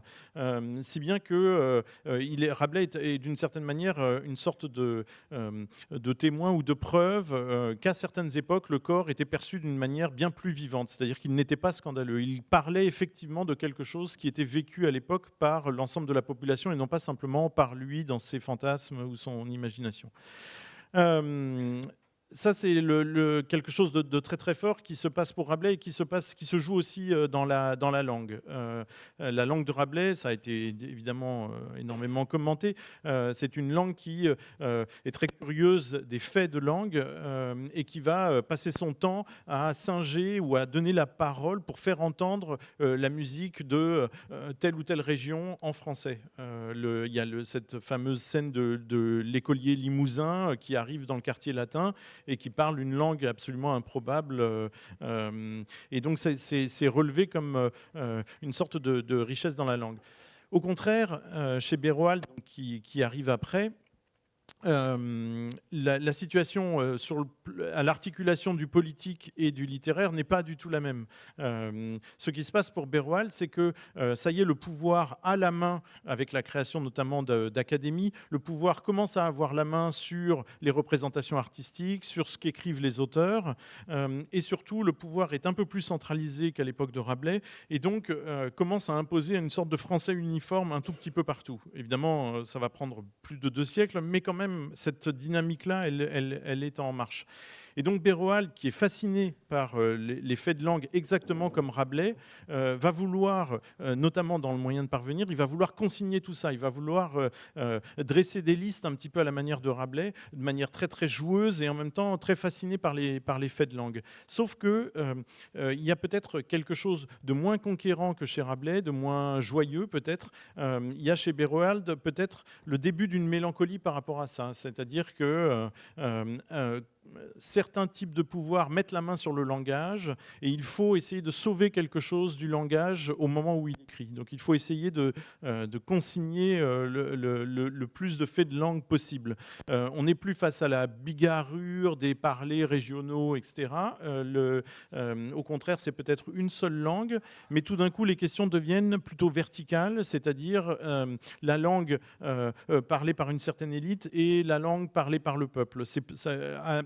si, en caricaturant beaucoup les choses, si chez Rabelais c'est plus horizontal, c'est-à-dire plus géographique, là tout d'un coup chez Beroald de Verville, il y a la description d'un langage préempté, contrôlé par certaines élites, et aussi la description du fleuve souterrain qui continue d'innerver la langue et de produire quantité de faits de langue, de noms, de façons de parler, d'humour, ou au contraire aussi d'obscénité. Ce livre, Le moyen de parvenir, m'a beaucoup sidéré quand je l'ai découvert grâce à un ami qui est justement l'éditeur, qui était l'éditeur de ce livre pour Passage du Nord-Ouest.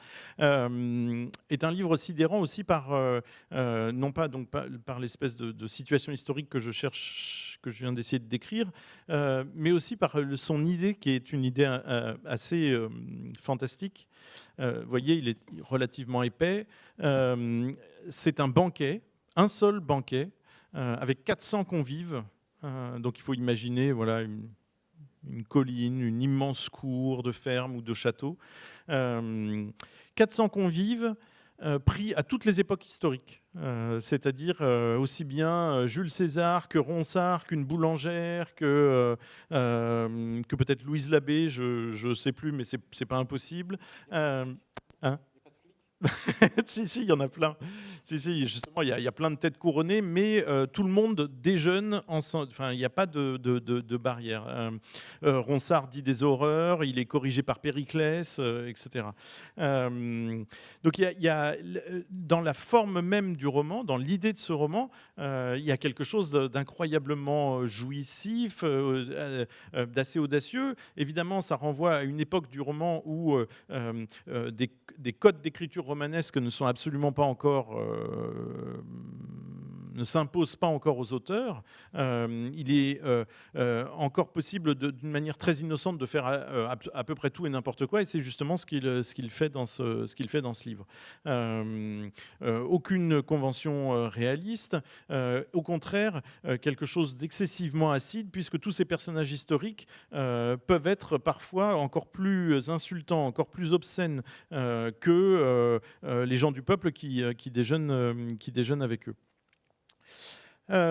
C'est aussi donc quand je dis acide, c'est acide évidemment d'une manière qui pour le coup est devenue un peu traditionnelle, c'est-à-dire que c'est s'en prendre au pouvoir, s'en prendre au pouvoir religieux tout le temps, s'en prendre au pouvoir politique absolument tout le temps, et d'une manière qui est vraiment très très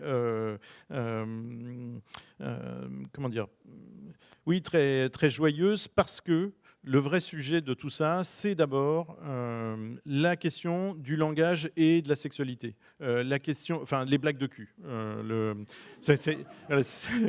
J'essayais de le présenter de manière un peu, mais en fait non. Voilà. Donc c'est 400 pages de blagues de cul. Aucun de ces personnages ne reprend la parole, quasiment. C'est-à-dire qu'à un moment ils disent quelque chose et on ne les revoit pas. Donc justement, ce ne sont pas des personnages. L'auteur ne cherche pas à nous les faire exister, comme on pourrait le dire aujourd'hui, justement, avec le présentateur télé dont on parlait tout à l'heure. C'était François Bunel, non? C'est pas ça? Non? Non, d'accord, ok.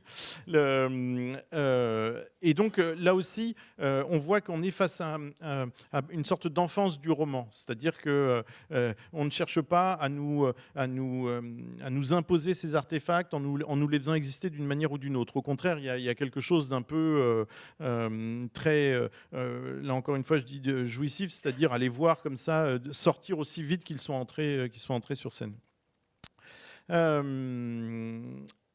Résultat, c'est un livre qui est bien plus savant que ce qu'on peut trouver chez Rabelais. C'est-à-dire que Rabelais est vraiment à cette jonction entre culture populaire et culture savante. Il reprend ses figures de géants, etc. Là, il n'y a aucune intention de fabuler. Il n'y a aucune intention de narrative. Il s'agit vraiment de parler du langage au moment où, dans le langage, se passe quantité d'explosions. C'est vraiment chaque chapitre, c'est l'occasion de voir à un endroit le langage exploser sous la pression du désir, sous la pression d'une forme d'énergie vitale. C'est ce qui fait, plus encore que les blagues, c'est ce qui fait du livre quelque chose d'incroyablement fascinant et joyeux.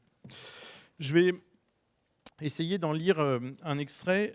Évidemment, c'est pas simple. Alors, encore une fois, ça n'est pas la langue de Montaigne, ça n'est pas celle de Rabelais, mais ça reste quand même un petit peu compliqué. Vous me pardonnerez si.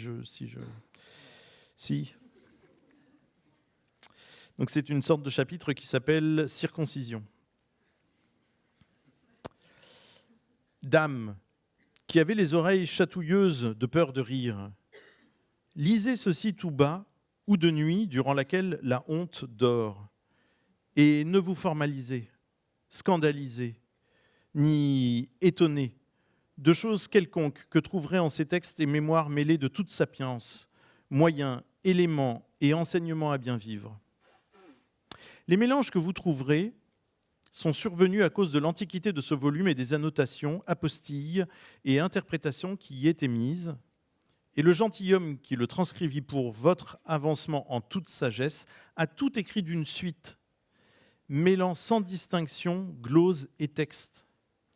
Ainsi que, quand vous êtes à table, vous qui ne jeûnez pas, vous mangez des viandes prises de ça et de là, selon l'occurrence. Pardon, mais déjà là, en fait, c'est assumer l'idée que le livre va être une sorte de vaste foutoir, quoi. C'est-à-dire que le livre se tourne complètement le dos à tous les enseignements des humanistes, à l'idée qu'il faut revenir aux règles de composition, à l'idée qu'il y a une organisation de la pensée, etc. Mine de rien, il y a quelque chose de très punk là dans le fait d'assumer comme ça le fait d'avoir écrit, comme il dit, mêlant sans distinction glose et texte, à tout écrit d'une seule suite. Il y a une sorte d'énergie là qui se fait entendre qui est sublime. Quant aux jeûneurs de carême, ils mangent par couches comme les bonnes femmes qui mettent des herbes à distiller.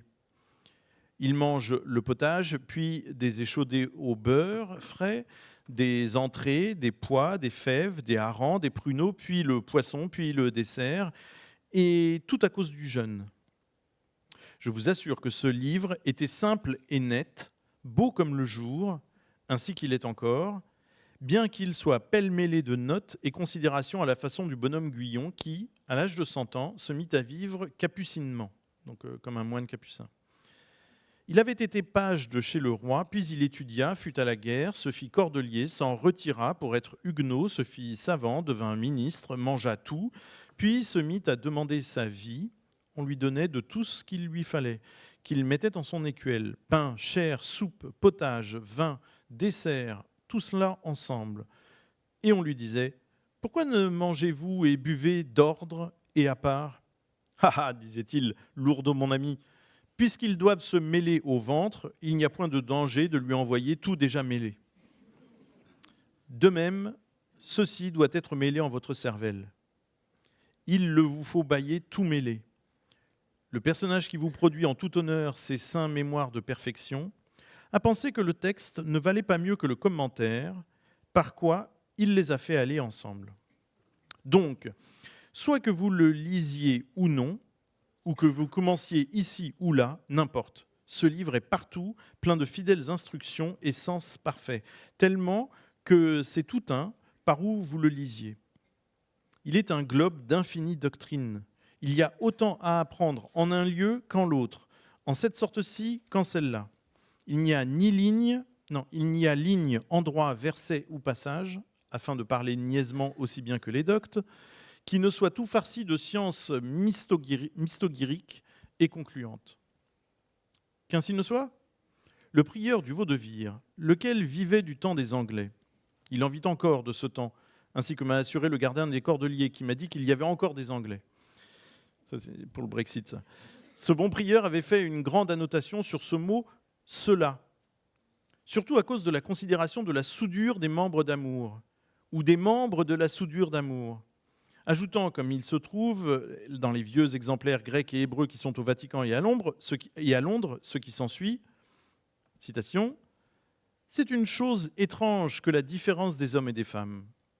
Si une femme l'a petit, elle ne fera point de difficulté de le montrer, et ne se souciera pas guère qu'on le voie pour ce qu'il sera le petit mignon d'amourette. Mais celle qui l'aura se dilatant en grandeur, jamais n'en permettra la vue, de crainte qu'on voie son ignominie. Voyez les hommes qui se baignent et qui n'ont guère de différence masculine, c'est-à-dire qui sont mal envitaillés. Ils ont infiniment de peine à le cacher. Ils mettent devant mains, chemises, chapeaux, chausses. Encore, s'ils pouvaient prendre la lune, ils la mettraient devant leur harnois. Tant ils craignent qu'on sache le peu qu'ils ont d'outils à faire la belle joie, honteux de leur peu de bien. Au contraire, ceux qui en ont une belle venue, ils la recommandent et commettent à nature pour la faire voir ou la cacher. Ils en sont libéraux. » Fin de la citation. Aussi, de fait, la libéralité convient mieux à un homme riche qu'à un pauvre, joint que l'âge, comme il le croit, doit donner de la discrétion à leurs choses, pour se cacher s'il en est besoin, comme le pensait, et fort bien, la belle Hippolyte, qui, un jour d'hiver, que nous étions auprès du feu, Madame sa mère y était en sa chair, tournée vers la table, écrivant ou faisant autre semblable exercice, nous bagnaudions près le feu, et la belle, pour se chauffer, haussa un peu la cuisse et sa chemise pour faire convoitison. Parce qu'elle y avait froid, dont je m'étonne, pour ce qu'il fait chaud là, où il ne fit jamais froid, et où il y a toujours du feu. Je lui dis, « Belle, cachez votre cela ». Elle me dit, « Qu'est-ce que mon cela ?» C'est votre minou. Qu'est-ce que mon minou? C'est votre petiot de délectation. Qu'est-ce que mon petiot de délectation? C'est celui qui a perdu de l'argent. Qu'est-ce qui a perdu de l'argent? C'est celui qui regarde contrebas. Qui est celui qui regarde contrebas? C'est votre petit croc à faire bonbon. Qu'est-ce que mon petit croc à faire bonbon? C'est votre chose. Qu'est-ce que mon chose? C'est votre con. Qu'est-ce? Je le dirai à madame. Madame, se revirant, dit, « Je l'entends bien, vous êtes une sotte. Que ne le cachez-vous » Hippolyte répond, « Qu'il se cache s'il a honte, il est aussi vieux que moi. » Plutarque était au bout de la table qui écrivait ses... Plutarque était au bout de la table qui écrivait ses morales, qui nous tensa en riant. Aussi, je crois que c'était à petit semblant, en faisant semblant, et nous dit, « Il n'est pas séant de nommer à nu les parties honteuses, et pour cause. » C'était pour voir que je lui répondrais ce que je fis aussi bien. « Signor Emilio, sur ma foi, je deviendrai sage. Je prends en gré et fort honnêtement votre admonition. Vous la faites et dites de bonne grâce. Vous n'en usez pas comme ces docteurs qui, ne sachant pas répondre, viennent aux injures et puis veulent s'immiscer à faire des remontrances flasques comme une caillette froide. Je prendrai garde à nommer ceci et cela. J'imiterai Platon quand je parlerai de l'endéléchie. J'ai pensé dire de l'endroit où l'on chie, et grande jointure du corps et de ses environs. Je nommerai le cul derrière, ou fondement, ou l'un, d'autant qu'il est un et qu'il ne peut y avoir en un corps deux culs, non plus que deux pas par homme, et que le cul est tellement uni de ses deux fesses que, miraculeusement, il n'est qu'un. Non plus qu'une mitre n'est qu'une mitre encore, qu'elle ait deux cornes. Je le dirai donc l'un, et celui d'après, je le nommerai l'autre. D'autant que l'un sans l'autre n'agissent point en nature et se production générative. Ainsi, je disposerai les secrets afin qu'ils ne soient entendus que de ceux qui ont bon nez, lesquels, par ce moyen, sous cette plaisante écorce, chercheront le noyau qui est caché en l'un et en l'autre. Cependant, je vous avertis, et ne vous en déplaise, un sage conseille bien un fou. Il ne faut pas toujours dire ces parties-là honteuses, d'autant qu'elles ne le sont que par accident. Et faisant autrement, vous feriez tort à nature qui n'a rien fait de honteux. Ces parties-là sont secrètes, nobles, désirables, mignonnes et exquises comme l'or que l'on cache. Il est vrai qu'elles peuvent devenir honteuses, et le sont quand il leur survient une belle petite écrevisse de mer, c'est-à-dire un chancre, ou que près d'elles sont logés de jeunes chevaux. Ce sont des bubons syphilitiques, ou qu'une joyeuse chaude-pisse les tient en humeur. C'est alors que tels membres sont honteux. Et ce qui est encore pis, ou ceci, au ceci d'un homme, et qui le rend tout honteux et mélancolique à bon escient, et quand il a perdu les cymbales de concupiscence, les cailles d'amour, les boulettes de Vénus, le défaut desquelles fait appeler les hommes châtrés. Ceux qui voyaient en tôt la belle Martiole toute nue eussent bien voulu la châtrer, c'est-à-dire lui ôter les couilles d'entre les jambes. Sec. Il eût fallu premièrement les y mettre, que le chat fût bien bridé des vôtres, qui riait encore de cette belle fille qui fut mariée, et le contrat de son mariage fut passé par devant les 2 plus savants notaires de Rouen. Le maître de la Rose Rouge en dirait bien ce qu'il en sait. Et pour ce, il envoya acquérir ces 2 fameux notaires, lesquels laissèrent le bon paysan pour venir à ce riche marchand. Les notaires venus, on leur donna des sièges, et M. de la Rose commanda à sa servante d'apporter ce qu'il lui avait commandé. Notate verba, servantes sont celles qui servent chez les gens de bien, d'autant qu'à ce qu'elles disent, chambrières sont celles qui demeurent avec les prêtres ou chanoines pour subvenir à toutes leurs nécessités. Là-dessus, M. de la Rose dit à ces messieurs les notaires qu'il avait grand désir de manger des pois passés par devant notaire. Partant, il les priait de les voir passer. Sa servante se mit là devant eux, à les passer. Ces notaires se mutinèrent et se fâchèrent, et l'injuriant l'appelèrent moqueur, et qu'ils s'en ressentiraient. Ils se prirent aux paroles jusqu'à dire qu'ils allaient quérir leurs épées pour s'aller battre hors la porte. « Allez, dit-il, je le veux bien, passez par ici et m'appelez. » Il prend son épée et se mit à la fenêtre. Incontinent, les autres passèrent et l'appelèrent. « Ô méchant qui abuse les officiers du roi, viens hardiment. »« Non, ferai, dit-il, je suis plus courroucé, je ne vous veux jamais tuer. »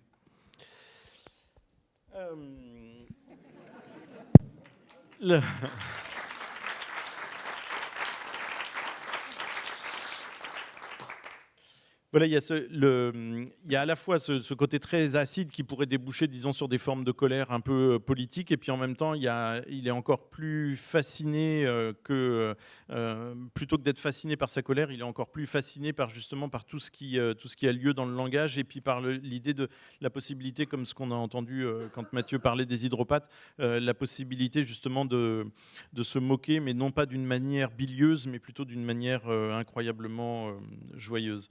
Je vais juste terminer avec une toute petite, la lecture d'un tout petit passage qui est assez drôle.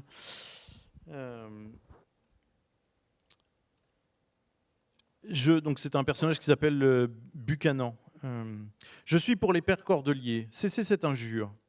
Il y a apparence que les chanoines font des enfants. Témoin, Madame la Reine de France, qui, allant à Chartres, en voyage, pour avoir ligné, et suivant un beau chemin fait exprès parce qu'elle allait à pied, elle s'assit pour se reposer, que voici passer une belle grande paysanne des champs qui cheminait comme un prêtre breton. La reine l'arrête et lui dit « Bonjour mamie, où allez-vous ?»« Je vais à Chartres, madame. Que faire ? Vendre du lait et des herbes. D'où êtes-vous, mamie ? Je suis d'ici, auprès, madame. Êtes-vous mariée ? Oui, madame, Dieu merci. Mais, madame, ne vous déplaise, dites-moi s'il vous plaît qui vous êtes. Je suis la reine, mamie. Ah, madame la reine, excusez-moi s'il vous plaît si je ne vous ai fait l'honneur que je devais. Mais madame la reine, vous allez à pied ? Et où allez-vous, madame la reine ? Mais que ne vous déplaise. Je vais à Chartres, mamie, pour aller en cette belle église prier Dieu, à ce qu'il lui plaise que j'ai des enfants. Oh, hélas, madame la reine, vous pouvez vraiment retourner chez vous. Ce grand chanoine qui les faisait est mort, il n'en fait plus.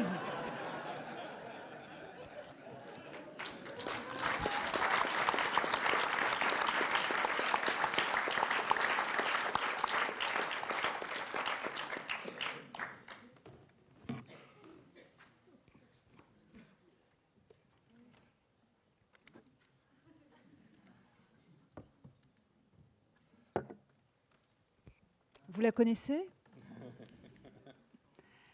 Est-ce que cette personne vous dit quelque chose ? J'imagine que vous êtes nombreux à la voir pourtant vue reproduite dans vos manuels scolaires, vos manuels de littérature, et peut-être même probablement dans le fameux La Gare des Michards.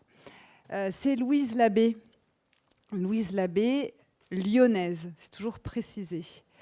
Alors Louise Labbé, elle m'intéresse parce qu'elle est à l'origine d'une controverse.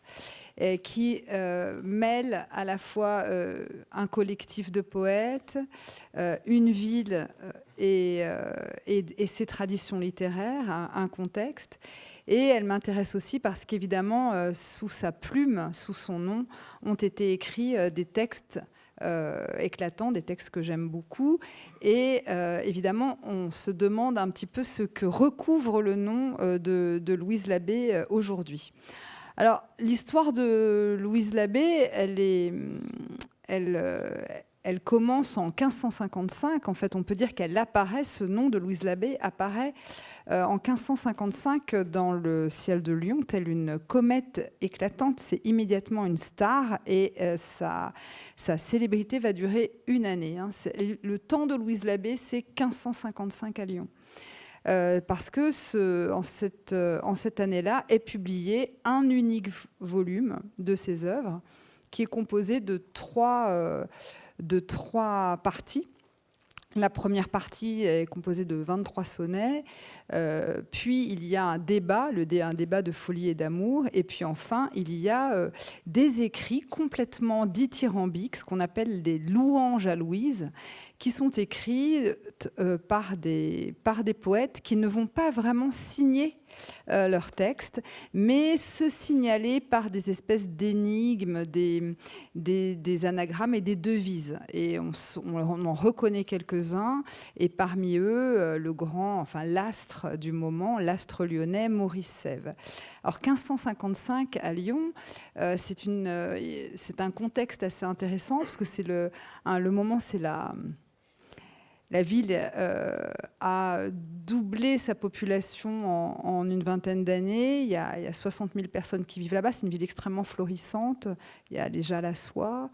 Mais c'est aussi une ville qui a un carrefour international d'échanges. L'Italie est très proche. Il y a une influence très forte de l'Italie. Et évidemment, il y a une école lyonnaise de poètes qui est très, très active, donc avec Maurice Sèvres et aussi avec d'autres poètes qui vont constituer ce qu'on appelle un espèce de cénacle, et ils vont tous soutenir la publication de ce volume de Louise Labbé. Alors, elle va avoir cette présence très intense en 1555. Et alors, ce qui est bizarre, c'est qu'après, on n'en entend plus parler. C'est-à-dire que même les poètes qui l'avaient célébré, même les poètes qui avaient été complètement dithyrambiques à dire que c'était la plus grande poétesse jamais, dont les vers étaient les plus beaux de ceux de la langue française, notamment les vers d'amour, ceux-là ne font plus jamais attention à elle, et on n'a plus du tout la trace d'une publication, d'une production littéraire de Louise après 1555. C'est terminé. Et quand les autres, quand ceux qui la louaient, justement, vont écrire de nouveau pour rendre hommage aux dames de Lyon, pour célébrer la femme, etc., ces mêmes-là oublient toujours de la mentionner. Elle disparaît complètement. Alors ça, c'est assez étonnant. Pour autant, son œuvre fait son chemin. Elle a une très grande postérité. Louise Labbé, malgré tout, on en a tous entendu parler, même si on ne la reconnaît pas vraiment là. On en a tous entendu parler. On ne sait pas bien si c'est elle, la belle cordière, mais en général, ça va un peu ensemble. Est-ce que c'était une courtisane ? Enfin, la figure de la poétesse et la figure de la courtisane sont assez propres. Donc, sont assez proches. Donc, son œuvre va être très intense. On n'en entend pas parler du tout entre 1556 et 1752. Et on n'entend pas parler. Et puis, elle revient un peu dans le jeu. Elle revient un peu dans les écrits. À la Révolution, déjà, on recommence à parler de Louise Charly, qui était le nom de son père. Louise Labbé, ou Louise dite la belle cordière, ou dite la belle lyonnaise. Au 19e, elle est de nouveau assez présente, et là, elle devient une espèce de figure de l'émancipation féminine. parce que ses écrits vont parler d'amour assez crûment. Et puis, elle va vraiment être extrêmement commentée et devenir d'ailleurs une espèce d'icône des études de genre qui vont faire florès surtout outre-Atlantique au XXe siècle, où là, pour le coup, elle devient aussi une figure d'une poétesse de l'amour libre, en fait, et de la sensualité, de la crudité, de l'érotisme. Et aujourd'hui, elle est toujours vue comme ça. Alors, ce que l'on aime voir chez elle, c'est vraiment la femme, peut-être plus que la poétesse, mais néanmoins, elle a traversé toutes ces années avec cette œuvre et cette espèce de postérité. Et puis, il y a une dizaine d'années, il y a une femme, Mireille Huchon, donc je vous montre aussi un livre, moi, qui écrit ce livre, Louise Labbé, une créature de papier. Et on serait peut-être en train de se rendre compte que celle que l'on a vue imprimer, donc cette figure que l'on a vue imprimée sur nos livres d'école, est peut-être une totale mystification. En tout cas, c'est la thèse et c'est aussi la démonstration, on peut dire, de Mireille Huchon, même si c'est une démonstration qui est un peu contestée.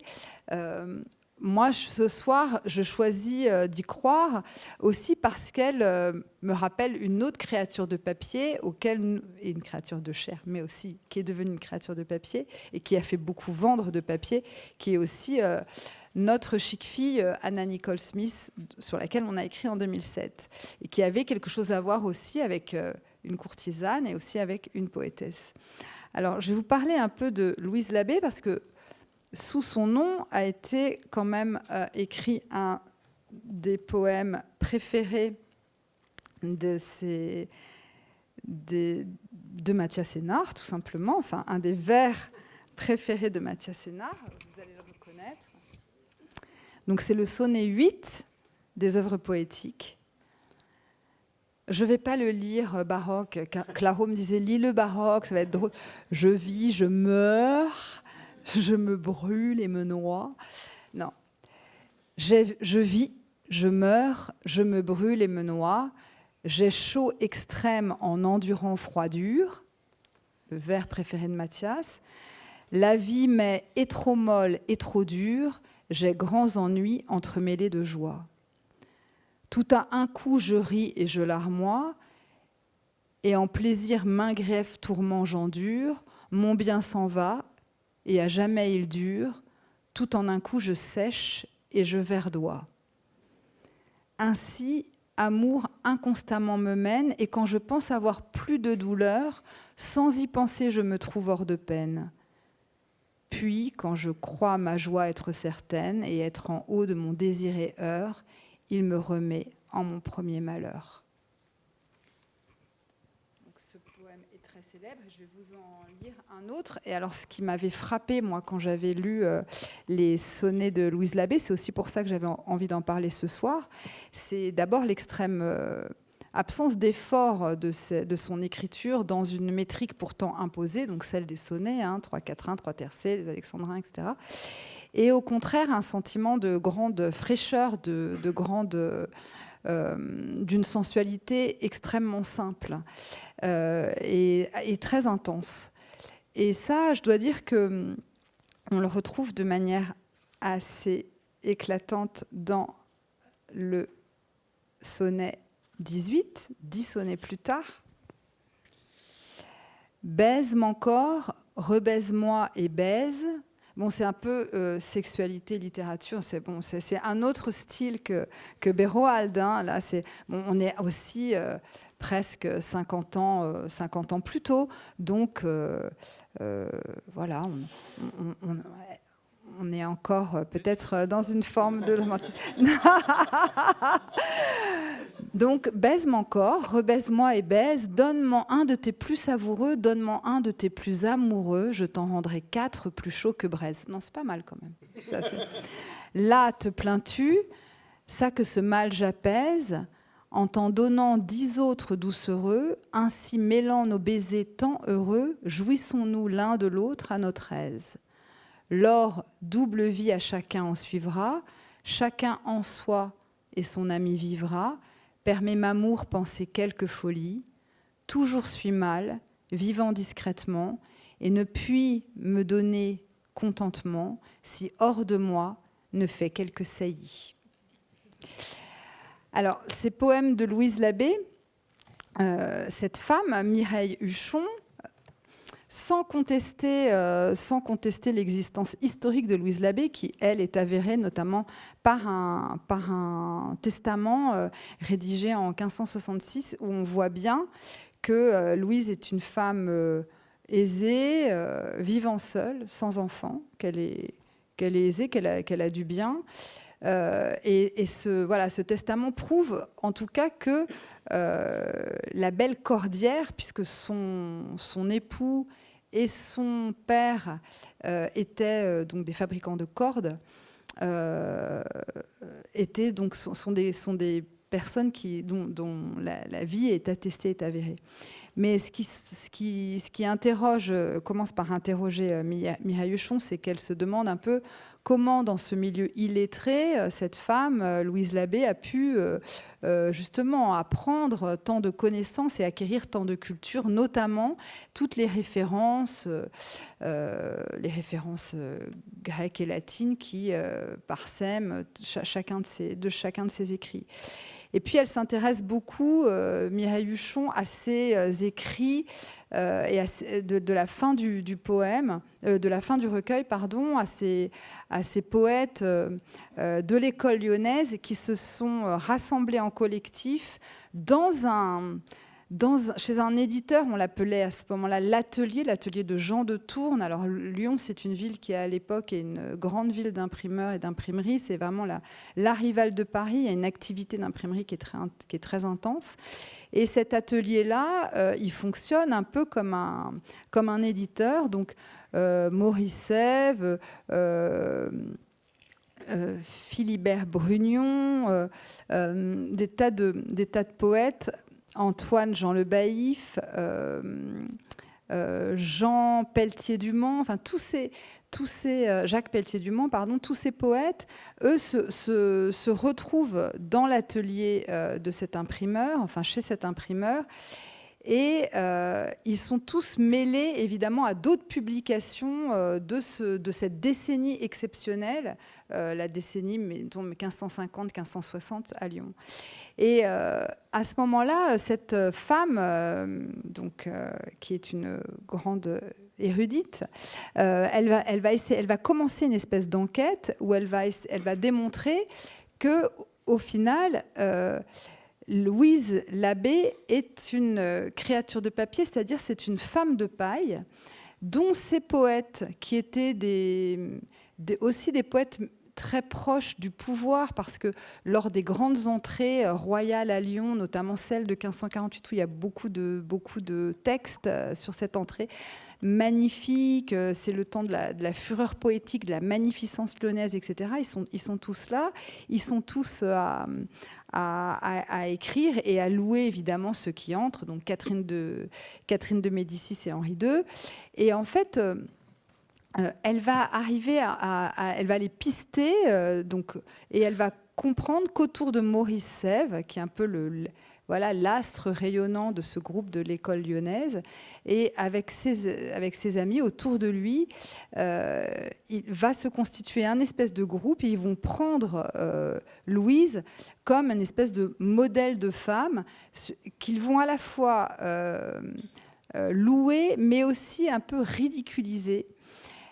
Et elle va être finalement peut-être à l'image de ce que peut-être les médias d'aujourd'hui ont pu faire d'une femme justement comme notre chic fille Anna Nicole Smith, c'est-à-dire des femmes qui sont exceptionnelles, qui affichent une forme de liberté, notamment pour Louise le célibat et le fait qu'il n'y ait pas d'enfants, enfin l'absence de maternité, la richesse, l'écriture très simple et crue, le fait aussi que, quand même, ce qui est l'essentiel, c'est que Louise Labbé, c'est une poétesse de l'amour, et qu'en fait, ce qu'on a pu dire de sa poétique, c'est que l'érotisme que vivre et aimer, c'est la même chose. Hein. Et même, on pourrait dire, vivre, écrire, aimer, c'est pareil. Donc, elle est complètement dans ce geste-là, la poétique et l'érotique, finalement, ne font plus qu'un. Et j'avais envie vraiment d'en parler parce que cette espèce de mystification, elle a eu des conséquences, enfin elle a eu des avatars assez marrants. D'abord, Louise est devenue très célèbre par le fait que ces hommes aient essayé de se moquer d'elle. Elle est tout de même devenue une figure extrêmement célèbre.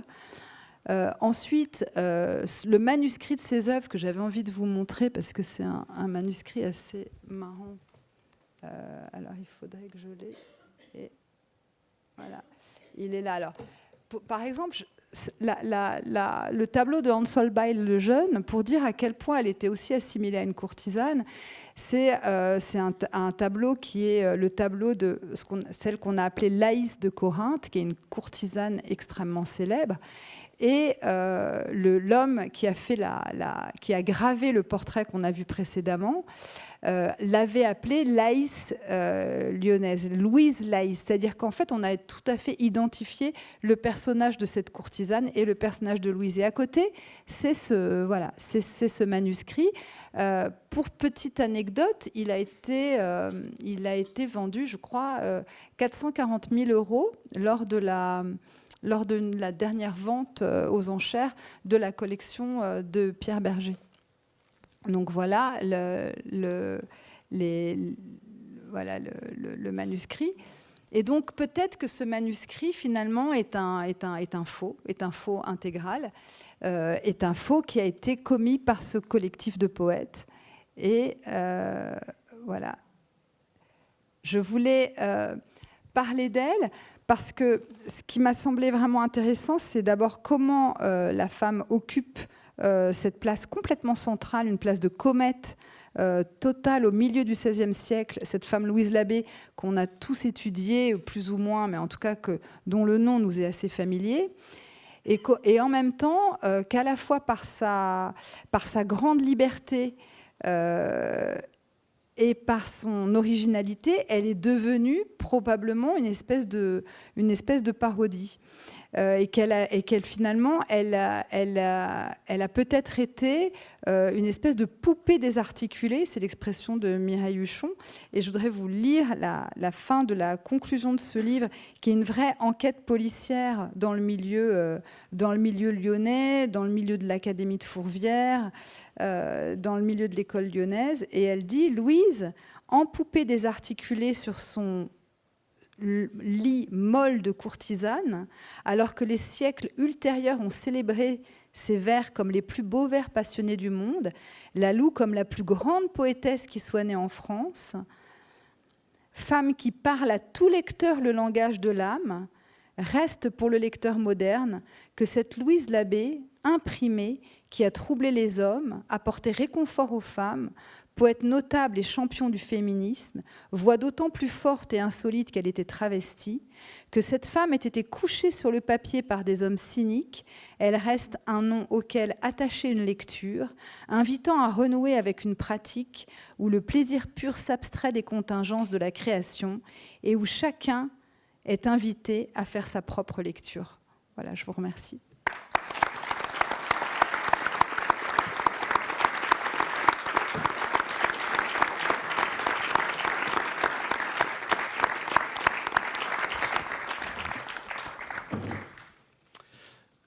Je trouve ça assez magnifique de terminer comme ça, Maëlys. On avait fait dans la revue, on avait fait une fois un numéro sur le faux. Et notre idée, c'était justement dans ce dossier-là, non pas de réhabiliter le faux, mais d'essayer de montrer que des fois dans la recherche du vrai, il y a quelque chose qui est truqué, qui est trompeur, et que parfois, en fait, accepter le fait d'être dans une sorte de ballet d'apparence, etc., pouvait être bien plus intéressant. Et ça me fait penser, tu vois, ce renversement que tu décris à la fin, c'est-à-dire ils étaient cyniques, ils voulaient se moquer, et au final, ils créent une figure magnifique. Il y a une anecdote que j'adore, c'est le premier morceau de rock en français, en fait, c'est Boris Vian et Henri Salvador qui voulaient se moquer du rock américain qui commençait à arriver. Mais résultat, en fait, ça n'a pas été reçu comme une parodie, alors que c'en était une. En fait, il y a plein de gens qui, l'écoutant en France, se sont dit « mais c'est génial, mais faisons ça !» Et donc, c'est-à-dire qu'en fait, il y a toujours possibilité pour que le cynisme soit battu en brèche. Et je crois que, pour le coup, c'est une belle façon de terminer pour un culte, parce que enfin, de terminer, je veux dire, de conclure ce soir, c'est... de conclure ce soir, c'est-à-dire que pour le coup, on n'a jamais été trop dans cette humeur-là, c'est-à-dire dans quelque chose de cynique et de bilieux. Non, je crois pas. Non. Et au contraire, plutôt dans l'énergie que je crois on pouvait entendre là dans tous les textes, aussi bien le feu dont parlait Hélène que les autres. Encore une fois, merci d'être venu. Et demain, donc, il y a une seconde soirée en fait qui termine la deuxième journée de colloque. Donc le colloque évidemment est en entrée libre. Bien sûr que les personnes qui voudraient écouter les communications peuvent venir. Ça se passe à côté du Panthéon, rue des Irlandais. Mais demain, donc, la soirée sera très différente puisque là, on s'est amusé à faire une contre-histoire de la littérature rapidement comme ça. Et demain, en fait, on invite 3 artistes ou chercheurs dont le travail vraiment très contemporain nous intéresse beaucoup. On s'est donné comme petit aiguillon d'aller chercher 3 personnes qui explorent des territoires qui auraient pu être les nôtres et qui n'ont pas été les nôtres. Donc comme ça, des gens qui tout d'un coup complètent le travail qu'on a essayé de faire et l'emmènent dans des directions où nous ne sommes pas allés. Donc c'est pas pour à nouveau nous trouver très beaux dans ce miroir, c'est plutôt pour dire voilà, il y en a d'autres qui cherchent aussi, et puis pour leur donner la parole.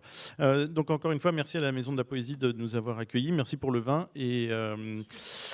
Olivier m'a dit tout à l'heure que toute personne qui se présenterait demain avec le billet de ce soir aurait du vin gratis demain soir.